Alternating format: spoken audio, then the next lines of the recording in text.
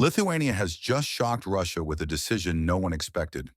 A country of fewer than 3 million people is now constructing a colossal 48-kilometer deep defensive belt against Moscow and Belarus.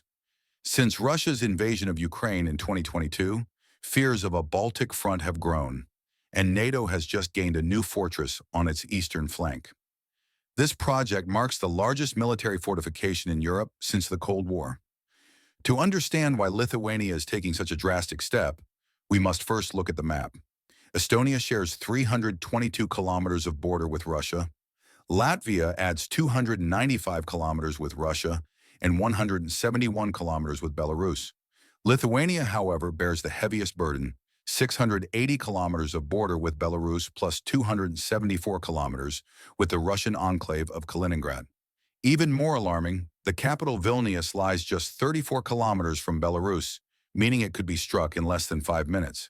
And then there is the infamous Suwalki corridor, a narrow 65-kilometer stretch that connects the Baltics to Poland. If seized by Russia and Belarus, Estonia, Latvia, and Lithuania could be cut off entirely from NATO support.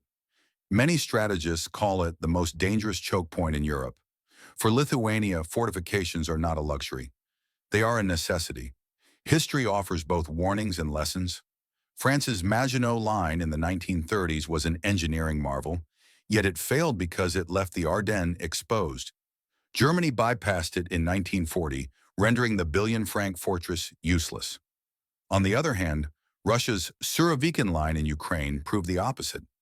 Built in layers of mines, trenches, and anti-tank defenses, it slowed Ukraine's Western-equipped counteroffensive in 2023 to a grinding halt. Lithuania is learning from both examples. Its new belt is designed not as a static wall, but as an elastic defense system. Invading forces would be funneled into pre-planned kill zones, targeted by artillery, drones, and NATO mobile units. In January 2024, Estonia, Latvia, and Lithuania announced the creation of the Baltic Defense Line, a joint project integrating each country's strategy. Estonia will build 600 underground bunkers. Latvia is reinforcing choke points and mobility obstacles. Lithuania leads with its ambitious 48-kilometer belt, supported by 27 engineering depots, stocked with barbed wire, concrete blocks, anti-tank hedgehogs, and dragon's teeth. Poland has joined in as well, investing $2.5 billion into its eastern shield. The result?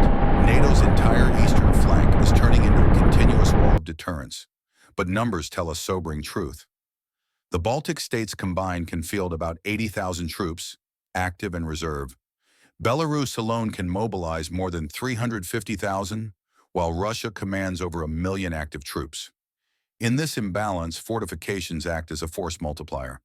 They are not meant to stop Russia outright, but to buy time for NATO reinforcements. Germany, for instance, has already pledged a permanent brigade of 5,000 soldiers to Lithuania by 2027. The strategy is clear. Delay Moscow long enough for NATO firepower to arrive. What Lithuania, Latvia, and Estonia are building is not just trenches and concrete. It is a 21st century defensive system, a living barrier meant to turn every kilometer of land into a nightmare for any invader. The question is, will this be enough to stop Moscow from daring to open a new front in Europe?